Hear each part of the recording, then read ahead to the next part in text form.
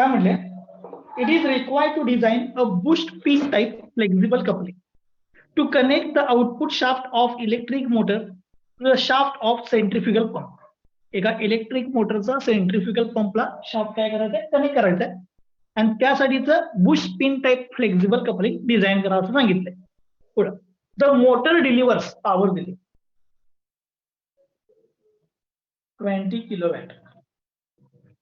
त्यानंतर स्पीड दिले 720 RPM.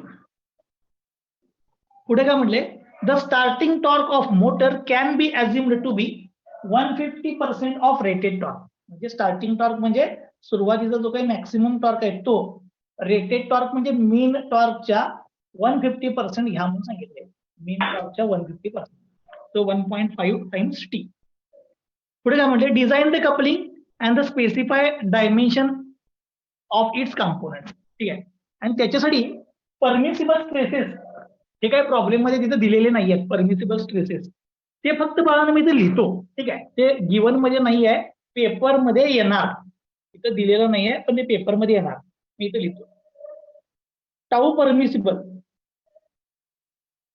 95 Newton पर mm², आणि sigma C permissible 300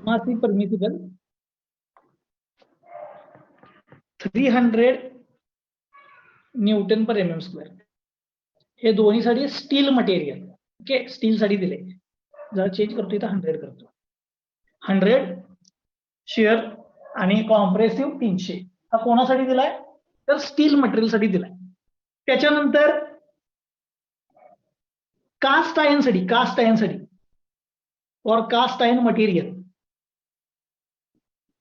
shear stress हा 16.67 दिलाय. Tau permissible for cast iron म्हणजे फ्लॅंज 16.67. आता हा सिग्मा परमिसिबल म्हणजे हा टेन्साईल आणि कॉम्प्रेसिव्ह दोन्हीचा परमिसिबल आहे. ठीक आहे, एवढं गिवन आहे. आणि bush pin type flexible coupling आपल्याला काय करायचं बाळांनो, डिझाईन करायचं आहे. Bush pin type flexible coupling. आता bush pin type flexible coupling बाळांनो आपण काल हे बघितलं होतं, बरोबर. काय आहे, सेम रिजिड फ्लॅंज कपलिंग आहे, फक्त फरक काय परत एकदा सांगतो. हा ड्रायव्हर शाफ्ट, हा ड्रिव्हन शाफ्ट. ड्रायव्हर शाफ्ट या फ्लॅंजला थ्रू की कनेक्ट केलाय. थ्रू की, हा की फ्लॅंज आहे. याच्यामधला हा जो पोर्शन आहे ह्याला म्हणतो आपण हब. हा पोर्शन आहे तो ह्याला म्हणतो हब की फ्लॅंज. आता या फ्लॅंज मध्ये बघा इथं एक फ्लेक्झिबल एलिमेंट आहे, ते म्हणजे रबर बुश आहे, आणि त्याच्यामध्ये ही पिन टाकल्या. रबर बुश मध्ये ही पिन इन्सर्ट केलेली आहे. ड्रिव्हनच्या बाजूला सेम. आता फरक काय बघा, अगोदरच्या टाईप मध्ये आणि ह्या टाईप मध्ये, इथं मध्ये गॅप दिला, याच्यामध्ये रबरचा पॅड असतो, इथं रबरचा बुश असतो. आणि महत्वाचं काय, फ्लॅंजची थिकनेस ही इथं टी म्हटले, आणि या बाजूला लेंथ ऑफ बुश म्हणजे बुशची जेवढी लेंथ असणार तेवढी फ्लॅंजची थिकनेस घ्यायची. आता ही ड्रायव्हर साईडची फ्लॅंजची थिकनेस जास्त का असणार, कारण की इथं बुश असल्यामुळे इथला होलचा डायमीटर हा मोठा आहे ड्रिव्हन पेक्षा. एवढाच चेंज आहे.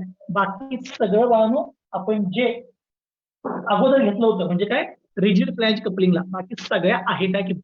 ठीक आहे, त्यामुळे प्रॉब्लेम 90% रिजिड फ्लॅंज कपलिंगचा आणि फ्लेक्झिबल फ्लॅंज कपलिंगचा हा सेम असतो 90%. ठीक आहे, आता याच्यामध्ये डिझाईन करायचं जर असेल तर कोणाकोणाचं डिझाईन करायला पाहिजे. एक म्हणजे शाफ्ट, दुसरं म्हणजे की, त्यानंतर ही फ्लॅंज, आणि ही पिन आणि बुश, असे 4 डिझाईन करायला पाहिजे. फ्लॅंज की ही, सॉरी शाफ्ट की हे तर ठरलेलं आहे आपलं. फ्लॅंज आणि बुश आणि पिन एवढे डिझाईन करायचे. ठीक आहे, मी आता एक एक डिझाईन करायला चालू करतो. मला परमिसिबल स्ट्रेसेस ऑलरेडी प्रॉब्लेम मध्ये दिलेले आहेत, ते काही डिटरमाइन करायची गरज नाही. आता हा प्रॉब्लेम सॉल्व्ह करण्यासाठी पहिल्यांदा आपण डिझाईन कोणाचं करूया बाळांनो, या शाफ्टचं डिझाईन करूया. आता तुम्ही सांगा मला, शाफ्टचं डिझाईन करत असेल तर या शाफ्ट वरती कुठला स्ट्रेस ऍक्टिव्ह आलाय? Twisting shear. कुठला आहे? ट्विस्टिंग शिअर, कारण की तो टॉर्क ट्रान्समिट करायलाय. टॉर्क ट्रान्समिट करायला म्हणजे ट्विस्टिंग शिअर. ट्विस्टिंग शिअरचा फॉर्म्युला काय, T/J = τ/r, आपला रेग्युलर फॉर्म्युला. ठीक आहे, मी आता इथे लिहितो. 1 नंबर, डिझाईन ऑफ शाफ्ट. शाफ्टचं डिझाईन करणार आहे, पण शाफ्टच्या डिझाईनच्या अगोदर जरा फक्त 1 मिनिट मी या फॉर्म्युल्यात जातो. T by J is equal to tau by R. T म्हणजे टॉर्क, म्हणजे मला पहिल्यांदा टॉर्क शोधून घ्यायला पाहिजे. टॉर्क पहिल्यांदा शोधून घ्यायला पाहिजे तर मला पुढे जाता येईल. मग जर मला टॉर्क शोधायचा असेल बाळांनो तर मला पॉवर दिले, स्पीड दिले, त्याच्यावरून टॉर्क डिटरमाइन करता येईल. मी देतो मी पॉवर ट्रान्समिटेड बाय शाफ्ट.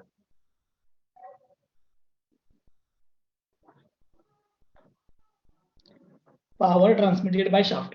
पॉवरचा फॉर्म्युला काय रे? Power is equal to torque into omega. Okay, power मला दिले 20 इंटू 10⁻⁶ लिहितो. किलो म्हणजे 10⁻3, वॅट म्हणजे न्यूटन मीटर पर सेकंड. याचा एमएम करायला अजूनही घेतला, म्हणजे हे शेवटला मी न्यूटन एमएम पर सेकंड मध्ये कन्व्हर्ट केला. टॉर्क तसाच ठेवतो, omega 2πn divide by 60. N किती आहे बघा प्रॉब्लेम मध्ये? स्पीड 720. हे सॉल्व्ह करा, इकडे डिवाइड करा, तुम्हाला टॉर्क मिळेल.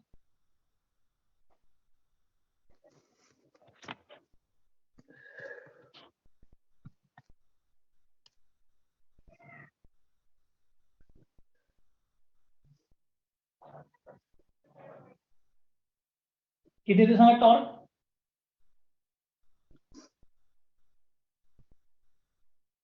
265.25 262.25 इंटू 10⁻³ इंटू 10⁻³ न्यूटन एमएम. हा टॉर्क मिळाला, पण प्रॉब्लेम मध्ये काय सांगितलंय? स्टार्टिंगचा म्हणजे मॅक्सिमम टॉर्क हा रेटेड म्हणजे मीन टॉर्कच्या 150% आहे, म्हणजे 1.5 टाइम्स आहे. ठीक आहे, त्यामुळे मॅक्सिमम टॉर्क मला डिझाईनला घ्यायला पाहिजे, म्हणून मी maximum torque is equal to 1.5 times of rated torque. त्याला 1.5 न मल्टिप्लाय करा, तुम्हाला मॅक्सिमम टॉर्क मिळेल.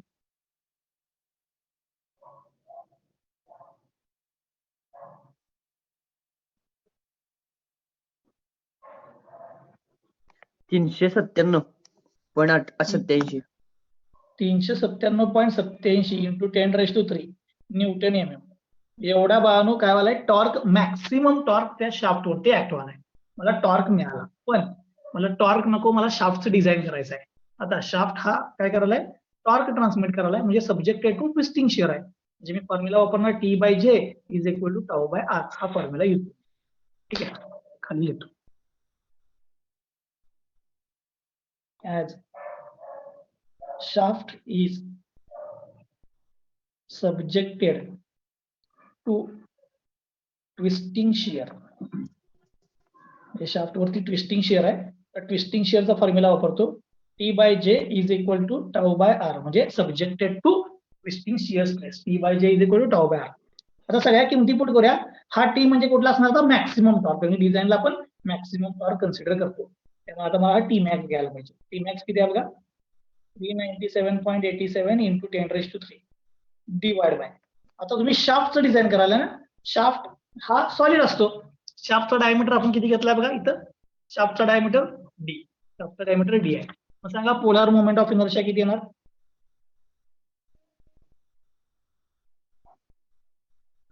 पोलर मोमेंट ऑफ इनर्शिया किती येणार? π/32 d⁴. टाऊ. आता टाऊ परमिसिबल कोणाचा घ्यायला पाहिजे मला? शाफ्टचा. शाफ्ट परत एकदा सांगतो मी, शाफ्ट, त्याच्यानंतर की आणि बोल्ट हे नॉर्मली स्टीलचे बनवलेले असतात, आणि फ्लॅंजेस ह्या कास्ट आयर्नच्या बनवलेल्या असतात. ठीक आहे, आपल्याला प्रॉब्लेम मध्ये परमिसिबल स्ट्रेस ऑफ स्टील दिलाय. स्टील म्हणजेच शाफ्ट, की आणि बोल्ट ह्यांचा परमिसिबल दिलाय. टाऊ परमिसिबल किती दिलाय बघा? 100. ठीक आहे, तर या टाऊ परमिसिबलची किंमत घेतो मी 100 डिवाइड बाय आर म्हणजे d/2. आता इथल्या इथं जरा मी सिम्प्लिफाय करून घेतो. या 2 ला हे कॅन्सल होईल, इथं 16 येईल. यातला एका डी ला ह्यातला एक डी कॅन्सल होईल, इथं क्यूब येईल. ठीक आहे, हा डी क्यूब आला. आता जे काय राहिले ते मी रिअरेंज करून लिहितो. हा डिनॉमिनेटरचा डिनॉमिनेटर हा वर येतो. 16 into 397.87 into 10⁻³ divide by pi d cube, pi into d cube is equal to ह्या बाजूला 100 आहे. आता डी क्यूबला तिकडे घ्या, 100 ला इकडे घ्या, आणि क्यूब रूट घेतला की तुम्हाला डी चा आन्सर मिळेल, शाफ्टचा डायमीटर.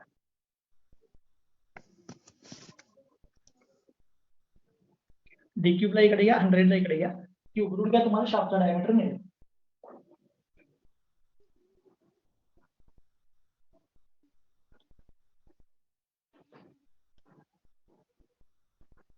$27.26 27.26 26.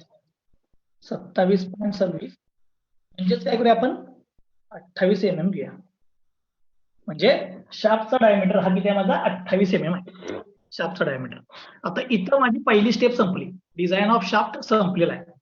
शाफ्टचं डिझाईन संपल्यानंतर आपण काय करतोय बाळांनो, तर ह्या काही फ्लॅंजेस आहेत ह्याचे हे जे काय डायमेन्शन आहेत, हबचा diameter, length, pitch circle diameter, thickness, या सगळ्या डिटरमाइन करते बाय युजिंग इम्पेरिकल रिलेशन. ठीक आहे. त्यामुळे आता इम्पेरिकल रिलेशन हे सगळे डायमेन्शन डिटरमाइन करणार आहे. कुठले कुठले, तर हा डीएच म्हणजे 2 टाइम्स शाफ्ट डायमीटर घेणार, LH 1.5 times of shaft diameter घेणार, पीसीडी आता जर रिजिड फ्लॅंज कपलिंग असेल तर 3D घेतो आपण, 3D capital D is equal to 3 times small d. आणि जर फ्लेक्झिबल फ्लॅंज कपलिंग असेल तर 4D घ्यायचं. लिहिताना मी काल तिथं 3D to 4D लिहिलेलं, पण मी तुम्हाला काल सांगितलेलं की किंमत घेताना 4D घ्यायची rigid flange coupling, sorry flexible flange coupling मध्ये. हा आउटर डायमीटर 4D. त्यानंतर ही थिकनेस 0.5D, प्रोटेक्टिव्ह लेअरची थिकनेस इथे आहे इथं दाखवली 0.25D. आणि हा D1 जो आहे, D1 म्हणजे या पिनचा डायमीटर, या पिनचा डायमीटर जो आहे तो 0.5D divide by root N. आणि एन म्हणजे काय, नंबर ऑफ पिन्स, जेवढ्या पिन युज करणार त्या. फ्लेक्झिबल कपलिंगच्या केसमध्ये आपण नंबर ऑफ पिन किती युज करतोय, 6. त्यावरून मी हे सगळे डायमेन्शन डिटरमाइन करणार आहे बाय युजिंग इम्पेरिकल रिलेशन. बाजूला लगेच बाय युजिंग इम्पेरिकल रिलेशन्स. सगळ्यात पहिल्यांदा हबचा डायमीटर 2 टाइम्स डी, त्यानंतर length of hub 1.5 times of shaft diameter, pitch circle diameter 4 times of D, त्यानंतर थिकनेस ऑफ फ्लॅंजची थिकनेस 0.5D, त्यानंतर प्रोटेक्टिव्ह लेअरची थिकनेस 0.25D. आणि हे regular आपण आधी वापरलेलं आहे रिजिड मध्ये. एक ऍडिशनल फक्त D1 0.5D divide by root N. ठीक आहे. एक एक किमती आता सांगा मला. हबचा डायमीटर किती आहे, 2 टाइम्स डी. आपण 28 घेतला, 28 दुनी 56.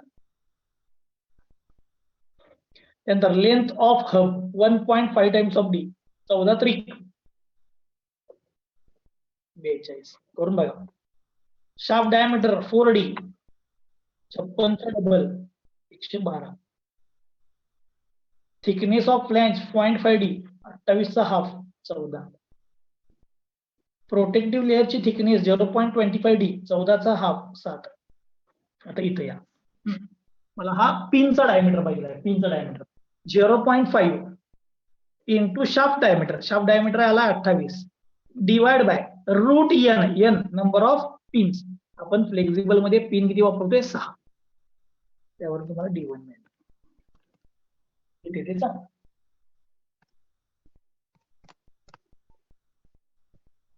5.71. 5.71.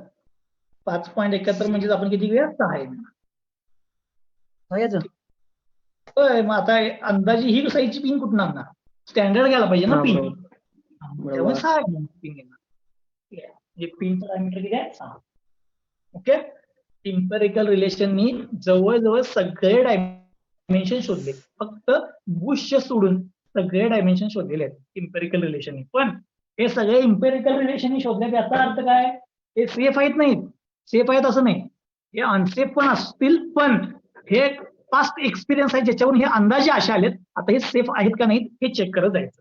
इथं माझी पहिली स्टेप संपली, डिझाईन ऑफ शाफ्ट झालं, त्यानंतर इम्पेरिकल रिलेशन झाले, पहिली स्टेप संपली. आता याच्यानंतर हा हब चेक करायचा, हा हब चेक करायचा. ठीक आहे.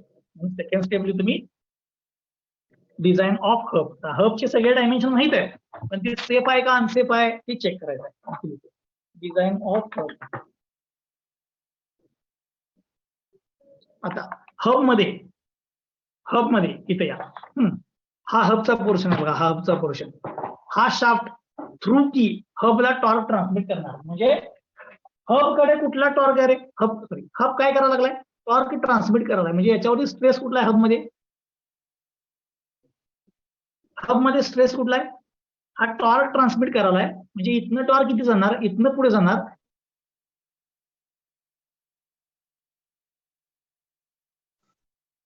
Twisting shear.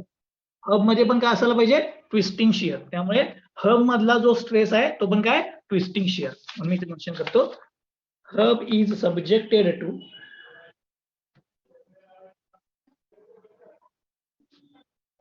Twisting shear. म्हणजे हब मध्ये पण ट्विस्टिंग शिअर हा स्ट्रेस आहे. मग जर ट्विस्टिंग शिअर स्ट्रेस असेल तर ट्विस्टिंग शिअरचा फॉर्म्युला म्हणजे टॉर्शनचा फॉर्म्युला वापरा, T by J is equal to tau by R. T by J is equal to tau by R. आता इथं मला सांगा तुम्ही, आपण डायमेन्शन शोधणार आहे का स्ट्रेस शोधणार आहे? स्ट्रेस स्ट्रेस स्ट्रेस स्ट्रेस शोधणार आहे. का स्ट्रेस शोधणार आहे? कारण की ऑलरेडी डायमेन्शन आपण काय केलेले आहेत, डिटरमाइन केलेले आहेत इम्पेरिकल रिलेशनने.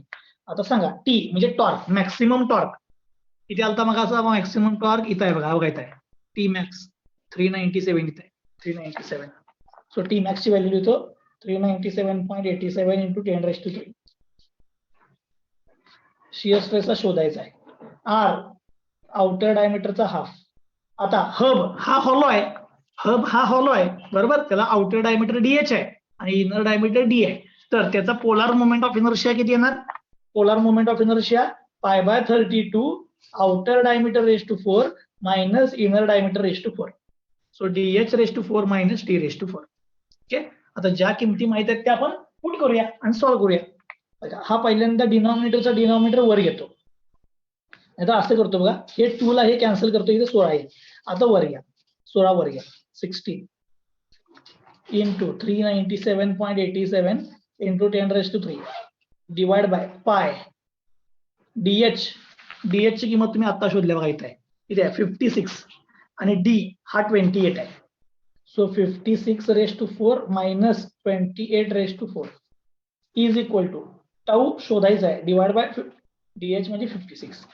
आता काय करा, या 56 ला इकडे घ्या, तुम्हाला शिअर स्ट्रेसची किंमत मिळेल.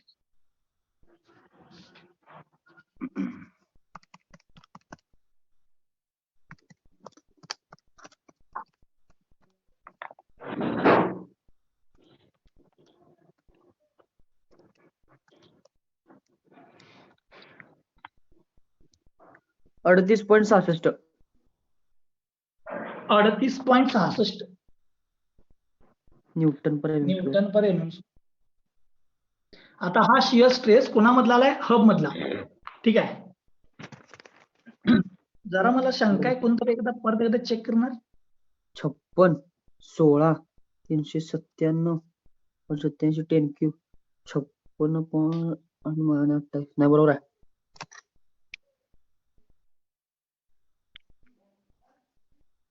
बरोबर आहे. काय तर चुकाले बा. नाही हो, 56 इंटू 16 397.87 इंटू 10⁻³ आणि 56 4 नाही बरोबर आहे. हे बघ, याला 56 न मल्टिप्लाय करायचं आणि याला डिवाइड करायचं. केलं हा पाय घालायचा राहिला, सॉरी पाय घालायचा राहिला, सॉरी पाय राहिला. 12.30 12.30. आता हा परमिसिबल स्ट्रेस आहे, सॉरी हा तुमच्या हब मधला स्ट्रेस आहे. आता परमिसिबल स्ट्रेस किती दिला बघा हबचा. हब म्हणजे प्लॅनचा परमिसिबल किती आहे बघा, 16.67. आता हा 16.67 पेक्षा जास्त आहे का कमी आहे सांगा? कमी आहे हा म्हणजे स्ट्रेस कमी आहे, लेस दॅन 16.67. therefore इथं म्हणतो हब इज सेफ. म्हणजे तुम्ही जे हबचे डायमेन्शन शोधलेत ते सेफ आहेत. ठीक आहे, ते तुम्ही आहे तशी वापरले तरी चालतील. स्ट्रेस हा हबच्या मटेरियलच्या परमिसिबल पेक्षा कमी आला. हे हब झालं. आता हब झाल्यानंतर आपण अजून एक गोष्ट चेक करतो, ती म्हणजे कुठली? जंक्शन. जंक्शनला फेल्युअर. आता ड्रायव्हर साईडचं जंक्शनची थिकनेस मोठी आहे, ड्रिव्हन साईडची छोटी आहे. ठीक आहे, रिजिडला तसं नव्हतं, रिजिडला दोन्हीकडे सेम होती, पण इथं होल मोठा असल्यामुळे ड्रायव्हर साईडला मोठी आहे, ड्रिव्हन साईडला छोटी आहे. त्यामुळे आपण ही छोटी घ्यायची, ही घ्यायची. ठीक आहे, त्यामुळे इथं जंक्शन सेफ आहे का चेक करायचं. आता मी त्याच्या पुढची हब मधलीच पुढची स्टेप घेतो, checking for shear failure of junction. हबचं जे काही जंक्शन आहे त्याचं शिअर फेल्युअर. आता हे शिअर फेल्युअर होते म्हणजे काय होतंय ते सांगतो. समजा हा हब आहे आणि समजा हे तुमचं फ्लॅंज आहे, हे एकच मटेरियल आहे, पण जर इथं एकदम एक्स्ट्रा टॉर्क लावला तर हे इथं आउटर सरफेस वरती ह्या एका होते बाण असं फिरते, म्हणजे इथं शिअर होते. शिअर झालं म्हणजे तुटलं. ठीक आहे, म्हणजेच ते इथं शिअर होणार आहे. मग हे शिअर डिटरमाइन करण्यासाठी ह्या जंक्शन वरती असलेला शिअर फोर्स मला पाहिजे. जंक्शन वरचा शिअर फोर्स. मग जंक्शन वरचा शिअर फोर्स कसा काढतोय सांगतो. शाफ्ट कडे जेवढा टॉर्क आहे तेवढाच की कडे आहे, तेवढाच या हब कडे आहे. म्हणजे या हब वरून फ्लॅंज वरून हबला किंवा या इकडून इकडे किंवा इकडून इकडे जो टॉर्क ट्रान्समिट होणार तो मधनं होणार. म्हणजेच या जंक्शन कडे जो टॉर्क आहे तो म्हणजेच या शाफ्ट कडे जेवढा टॉर्क आहे. म्हणजे इथला टॉर्क किती आहे तर तुमचा 397. Checking for shear failure of junction. आता मी त्याच्या पुढची व्हॅल्यू कुठली करणार आहे, shear force acting at junction किंवा ऑन जंक्शन. जंक्शन वरचा शिअर फोर्स मला पाहिजे. मग torque transmitted by junction, torque is equal to कसं काढणार आपण, जंक्शन वरचा टॉर्क, या जंक्शन वरचा मला टॉर्क पाहिजे. टॉर्क कसं काढतोय, इथं असलेला force, force into radius, force into radius. इथला फोर्स इंटू रेडियस किती येणार बघा, हबची रेडियस येणार म्हणजे DH/2. So force into radius, force किती? Force into radius. पहिला पूर्ण फॉर्म्युला लिहितो. फोर्स हा शोधायचा आहे मला, रेडियस असणार DH/2 आणि टॉर्क किती ट्रान्समिट करणार, जेवढा शाफ्ट कडे आहे तेवढाच जंक्शन ट्रान्समिट करणार. शाफ्ट कडे किती टॉर्क आहे बघा, 397 मॅक्सिमम घ्यायचा. हा टॉर्क जंक्शन पण ट्रान्समिट करणार. DH ची किंमत पुट करा, तुम्हाला फोर्स मिळते 397.87 इंटू 10⁻³ डिवाइड बाय हा 2 इकडे घ्या इंटू 2 डिवाइड बाय DH ला खाली घ्या, DH आहे 56. तुम्हाला फोर्सची किंमत मिळेल. हा जंक्शन वरती ऍक्ट होत असलेला फोर्स आहे. जंक्शन वरती ऍक्ट होत असलेला फोर्स.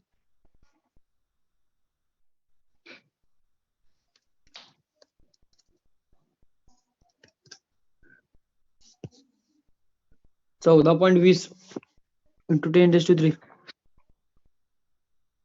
14.20 इंटू 10⁻³ न्यूटन एवढा फोर्स ऍक्ट व्हायला लागलाय जंक्शनला. मला जंक्शनवरचा फोर्स नको आहे, मला जंक्शनवरचा स्ट्रेस पाहिजे आहे. आता मी लिहितो शिअर स्ट्रेस ऍट जंक्शन, जंक्शनवरचा shear stress. Tau is equal कसं काढणार मी, जंक्शनचा फोर्स डिवाइड बाय जंक्शनचा एरिया. आता जरा लक्ष द्या, मी एरिया दाखवणार जंक्शनचा. हे बघा, समजा ही तुमची फ्लॅंज आहे, सॉरी हब आहे, ह्याच्यावरची ही फ्लॅंज आहे. हे इथं फेल झालं तर तो हा एरिया येणार बघा, हा एरिया जिथं फेल झालं तिथला एरिया. मग मी इथं ते ड्रॉ करतो. हा तुमचा हब, इथं शेवटची थिकनेस जी आहे इथं ते फेल होणार आहे असं एवढ्या पोर्शन वरती, बरोबर. इथं फ्लॅंज होती ना वरती, याच्यावरती ब्रेक झाला, ती इथं फेल झाली तर हा एरिया पाहिजे. हा एरिया सर्कम्फरन्स व्हिडिओ अडकला πdh शिअर स्ट्रेस शोधायचा आहे, फोर्स शोधलाय 14.20 इंटू 10⁻³ एरिया काय येणार बघा, πdh इंटू t. DH आहे 56 आणि T आहे 14. सॉल्व्ह करा, तुम्हाला शिअर स्ट्रेस मिळेल. सॉल्व्ह करा, तुम्हाला शिअर स्ट्रेस मिळेल. याच्या पुढे इथे कंटिन्यू केले, ते कॅल्क्युलेशन करून सांगा टाऊ. असं दाखवा दे मागचं, खालचं दाखवा व्हिडिओ. बघा, आपण shear stress at junction determine केला. जंक्शन 5.76 शिअर स्ट्रेस आलाय. जंक्शन म्हणजे इथं, जंक्शन म्हणजे हा फ्लॅंजचा पार्ट आहे. म्हणजे तुम्हाला फ्लॅंजचा शिअर स्ट्रेस घ्यायला पाहिजे परमिसिबल. ठीक आहे, मग फ्लॅंजचा परमिसिबल स्ट्रेस किती आहे बघा, शिअर स्ट्रेस टाऊ परमिसिबल तुम्हाला दिलाय फ्लॅंजचा किती आहे 16.67. ठीक आहे, मग तुमची जी व्हॅल्यू आहे ती 16.67 पेक्षा जास्त आहे का कमी आहे? कमी आहे. कमी आहे. कमी आहे याचा अर्थ काय आहे, डिझाईन हे सेफ आहे. म्हणजेच तुमची फ्लॅंज ही सेफ आहे, म्हणजे हबला पण सेफ आहे आणि जंक्शनला पण सेफ आहे. ठीक आहे, म्हणजे फ्लॅंज सेफ आहे. चलो दुसरी स्टेप बघा सांगते. महत्वाचं काय याच्यामध्ये, दुसरी स्टेप आणि तिसरी स्टेप. पहिली आणि चौथी ही तुम्ही शाफ्टचं डिझाईन म्हणजे शाफ्ट मध्ये बघितले की ही तर सगळ्यात सोपी आहे. दुसरी आणि तिसरी स्टेप लय महत्वाची आहे. दुसरी स्टेप हबची आणि तिसरी स्टेप येणार आता पिनची आणि बुशची. ठीक आहे, relative design of pin and Bush. पहिल्यांदा मी पिन बद्दल बोलतो, मग आपण बुश कडे जाऊया. ठीक आहे, पहिल्यांदा आपण पिन बद्दल बोलूया. ठीक आहे, जरा इकडे या. मला इथं सांगा किती पिन आहेत बाळा? 6 पिन आहेत. 6 पिन. किती आहेत?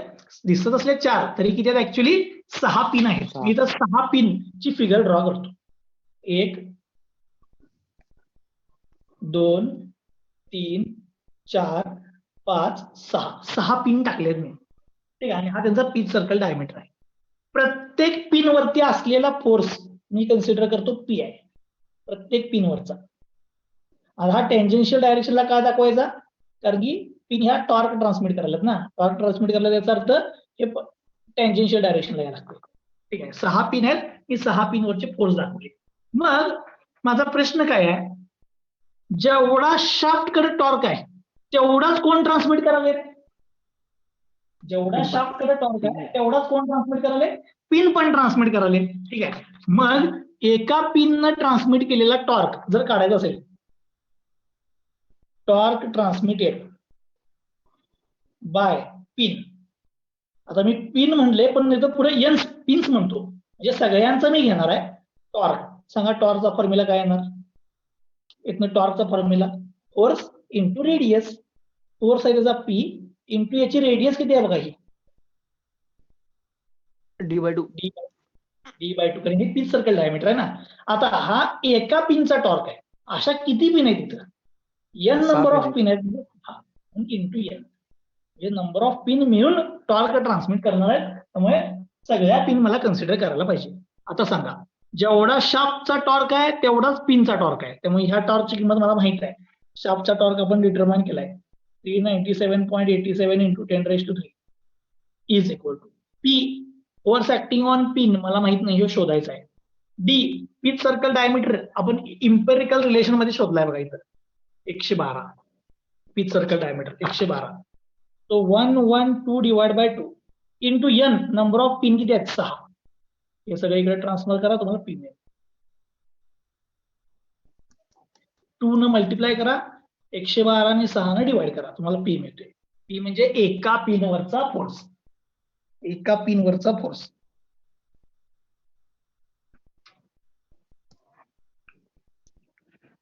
एक 1.18 इंटू 10⁻³ एवढा एका पिनवरती फोर्स ऍक्ट व्हायला, एका पिनवरती. आता बघा, लक्ष द्या, समजा ही तुमची पहिली फ्लॅंज आहे आणि ही दुसरी फ्लॅंज आहे, हे एकमेकाला कनेक्ट करणार मी आणि ह्यांच्यामध्ये ही पिन टाकणार आहे. ही पहिली फ्लॅंज रोटेट व्हायला लागली समजा ही, तर याच्यामुळे पिनला इथं मध्ये काय होणार बाळांनो? शिअर फोर्स ऍक्ट होणार आणि इथं मधून कट व्हायची पॉसिबिलिटी काय जास्त आहे. म्हणजे या पिन वरती कुठला स्ट्रेस ऍक्ट व्हायला लागलाय? Direct shear. Pin is subjected to direct shear. Direct shear जर असेल तर tau is equal to formula काय? Force divide by area. सांगा पिन वरचा फोर्स किती आहे? पी. पिनचा एरिया सांगा, पिनचा एरिया π/4. पिनचा डायमीटर आहे D1, D1 चा स्क्वेअर. ठीक आहे, मी D1 ऑलरेडी इम्पेरिकल रिलेशन शोधलाय, त्यामुळे मी स्ट्रेसची किंमत डिटरमाइन करणार. हा पिन वरचा स्ट्रेस आहे, फोर्स डिवाइड बाय एरिया. आता पिनचा फोर्स किती आहे बघा? 1.18 इंटू 10⁻³ डिवाइड बाय π/4 इंटू पिनचा डायमीटर D1 आपण शोधला आहे, इथे आहे बघा. D1 किती आहे? 6. सो 6 चा स्क्वेअर. डिटरमाइन करा, तुम्हाला पिन वरचा शिअर स्ट्रेस मिळेल. पिन वरचा शिअर स्ट्रेस मिळेल 41.73. 41.73. आता पिनचं मटेरियल कुठलं असते सांगा? शाफ्ट, की आणि पिन हे कशाचे बनवले असतात? स्टीलचे. स्टीलचं. ठीक आहे, त्यामुळे स्टीलचं इथं परमिसिबल किती आहे? स्टीलचा परमिसिबल 100 आहे. म्हणजे तुमच्या पिन मधला जो स्ट्रेस आहे तो 100 पेक्षा जास्त काय कमी आहे? कमी आहे. कमी आहे. याचा अर्थ पिन काय आहे? सेफ आहे. Safe आहे. Therefore, in is safe. ठीक आहे, परत एकदा सांगतो, एकदम सोपा आहे. सगळ्या पिन घेतल्या, त्यावरचा फोर्स पी घेतला, पिननं ट्रान्समिट केलेला टॉर्क आणि शाफ्टचा टॉर्क सेम आहे, त्यावरनं मी पिनचा फोर्स काढला. आणि पिनच्या फोर्स वरून मी पिन मधला स्ट्रेस काढला, फोर्स डिवाइड बाय एरिया. त्यातून मला स्ट्रेस मिळाला, स्ट्रेस 100 पेक्षा कमी आहे, याचा अर्थ पिन सेफ आहे.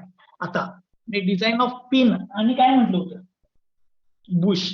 पण मी फक्त कोणाचं बघितलं, पिनचं बघितलं, अजून मी बुश कडे गेलेलो नाही. आता पुढे लिहितो मी बुश. पिन झालंय, आता याच्या पुढची स्टेप काय बघा, बुश. ठीक आहे, आता बुश लिहितो. एक्साइटमेंट मध्ये माझा हात लागला रे कॅमेराला, ते फिरलं डायरेक्ट बोल. होते रे, कसं असते, मी इथं जरी बोलत असलो तरी ऍक्च्युली माझे हात रेग्युलर जसे हलतात क्लासमध्ये असताना, हे असं आहे तसं आहे, हात तसं मोशन होते असते. बुश. आता पिन झाल्यानंतर बुश. मला सांगा पिन किती आहेत रे इथं? 6. बुश किती असायला पाहिजे? 6. 6च पाहिजेत, बरोबर आहे का? सांगा, जिथं पिन आहे त्याच्या बाहेर बुश आहे, म्हणजे जेवढ्या पिन आहेत तेवढ्या बुश आहेत. आता एक माझा प्रश्न आहे, पिन वरती जर समजा पी हा फोर्स ऍक्ट व्हायलाय, तर बुश वरती किती ऍक्ट होणार? तेवढाच ऍक्ट व्हायला पाहिजे. म्हणजेच बुश वरचा फोर्स आणि पिन वरचा फोर्स काय सेम आहे. म्हणून मी आता इथे पहिला ते मेन्शन करतो, फोर्स ऍक्टिंग ऑन बुश